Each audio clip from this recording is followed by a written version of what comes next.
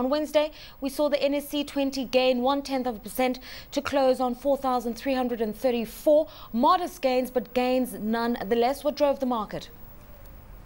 Of course, the headlines was reports that Kenya's economy grew by 6.1% over the third quarter 2010. So that excited the markets, reinvigorated investors, and they came back into the market in a big way. All right, let's talk about the growth data that's come out overnight. GDP data for Q3, as you're saying, growth in at 6.1%, better than other quarters, certainly better than 2009. How has that news filtered through this morning? Is it still something that the markets are excited about? Yeah, well, the market started strongly again in the morning. We're seeing demand outstrip supply in a lot of counters in the Nairobi bourse. So we expect prices will end up higher as we close the day. Over the past months, we have seen the NSE trading lower, but that was largely due to the fact that, investors were covering their positions. It was the end of the year, all those kinds of issues. But it doesn't take away from the fact that this year, the NSE has been the best performing African bourse with returns of 33%. Are you expecting that to continue into 2011? Not really. I don't know as regards with other African bourses how we'll perform, but the way we performed over the year, I don't really expect that because of two reasons. Number one, we started from a low base in 2010, and number two, we have the reason escapes me. I'll return to you in a minute. Okay, no worries about that. I know it's the holiday season. I'm also a bit dead in the head. Okay, data released. Let's look at the various drivers of the economy. Three main factors: good rains, which boosted agricultural output, better management of the Fiscus and a major infrastructure spend on the part of the government, and increased liquidity in terms of better wages and better lending on the parts of the banks. What will be the drivers of growth in 2011? Well, going back to the earlier question, first of all, we have issues with supply chain management, especially those companies with international supply chains, because of the strength of the shilling, basically the strength of, against commodities.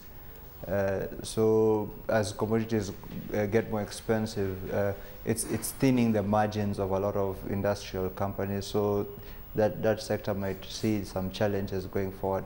As to your question, I think banking sector, basically services should continue to do well, but like I said earlier on, industrials should come under pressure from rising costs of imported inputs. Okay, you talk about the banking sector. We have seen that financial services have contributed 20% to this growth figure that we're seeing for Q3. Better lending, interest rates stable, higher disposable income. But there are fears of inflation creeping into Kenya next year with rising food and fuel costs. Will this have an impact? It could, and it probably be significant, because one of the things that we've had is with especially the energy policy, which tends to tighten supply or bottleneck it for that matter. We're not seeing as much in investment. We might not see as much investment in terms of oil. Electricity generation and distribution might improve, or is likely to improve, because of investment in geothermal, as well as upgrading of the distribution system. Indeed, that's what KPLC was raising its money for this year, with its 9.4 billion Kenya shillings 9.5 billion rights issue. But on the oil sector, which is also equally significant for production, we might come and see challenges. Any companies with metals or requirement of importing soft commodities will see growth. However, on the upside, we have got companies with in commodity play. Producing soft commodities, for example, tea, coffee, and sugar. Those ones could see improved profitability going forward. Okay, all eyes Wednesday, Johnson, on the auctioning of the two 15-year Treasury bills.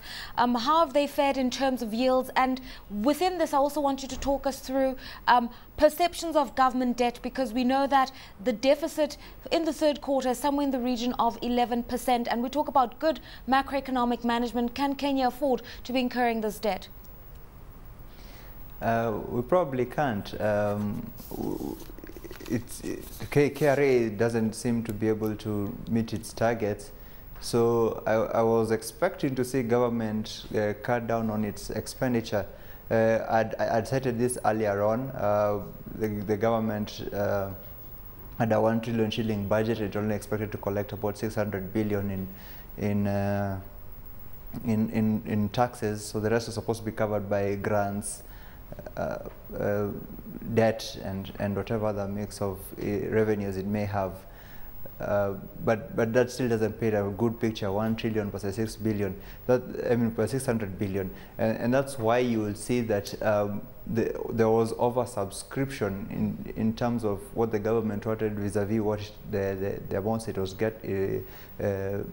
people were bidding for. However, you'll see a significant rise in yields compared to the last time the similar papers were being offered, such that the 2-year paper saw an 88 basis point jump in yields.